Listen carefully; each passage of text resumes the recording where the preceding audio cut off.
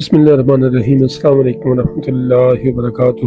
محترم سامعین و ناظرین، میں اپنے پیاروں سے آج ایک ریکویسٹ کرنا چاہتا ہوں۔ ریکویسٹ یہ ہے کہ اللہ تعالیٰ جل وعلا نے کمال مہربانی سے ہمارے والدین کو دامن اسلام عطا فرمایا اور انہی کی تصدق میں پھر ہم بھی اسلام کے ماننے والوں کے گھر میں پیدا ہوئے، لیکن ہم یہ نہ سمجھیں کہ ہم مسلمان ہیں تو اسلام یا ہمارا دین یہ بچ رہا ہے۔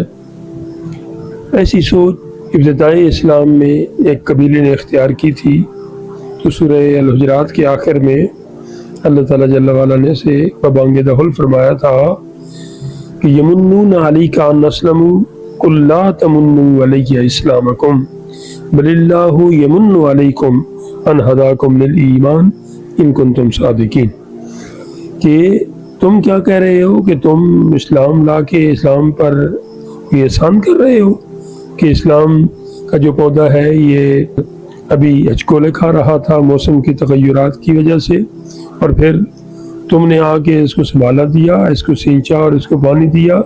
ہرگز ایسا نہیں ہے۔ یہ تو اسلام کی مہربانی سمجھو کہ اس نے تمہارے اوپر احسان کیا اور تمہیں اسلام نے اپنے دامن میں جگہ عطا کی۔ تو میرا بھی یہی پیغام ہے اپنے پیاروں سے۔ کل ہمارے جماعت کے، ہمارے مذہب اسلام کے، نہ صرف پاکستان کے بلکہ دنیا بھر کے ایک عظیم شخصیت اس دنیا سے الوداع ہوئی ہے۔ سادات بھی تھے سبحان اللہ، اور پھر علماء کے سرخیل بھی تھے۔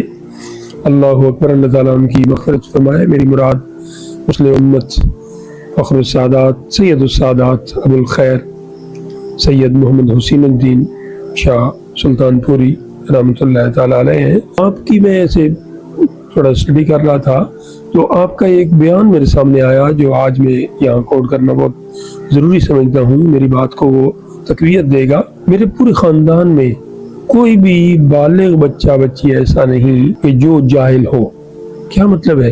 یہ اسلام کی محبت اگر نہ تھی تو پھر کیا تھا کہ انہوں نے نہ صرف باقی دنیا کے بچوں کو پڑھایا بلکہ اپنے بچوں کو بھی یہ نہیں کہا کہ غریبوں کے بچے تو یہ پڑھے اور ہمارے بچے کچھ اور پڑھے۔ نہیں، ضرور پڑھے، دنیا بھی پڑھے، دین بھی پڑھے، اور دین ہم انہیں خود پڑھائیں گے اور انہوں نے خود پڑھایا ہے۔ ان کی اس بات کو لے کر مجھے بہت اچھا لگا، تو میں نے ضروری سمجھا کہ میں اپنے پیاروں کے ساتھ یہ بات شیئر کروں کہ ہم اسلام کے دامن میں اللہ تعالیٰ نے ہمیں سانس لینا نصیب کیا ہے، تو اس پہ ہم اگر سجدے سے سر نہ اٹھائیں نا ساری زندگی تو یہ بہت کم ہے۔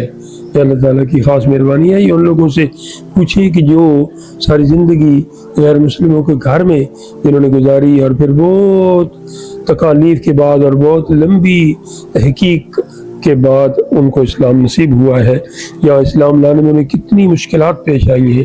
اللہ تعالیٰ اس مبارک دین کی کمال نوازش ہے ہمارے اوپر، وہ قائم اور دائم رکھے اور ہمیں اپنے دین کے ساتھ مخلص ہونے کی توفیق عطا فرمائے۔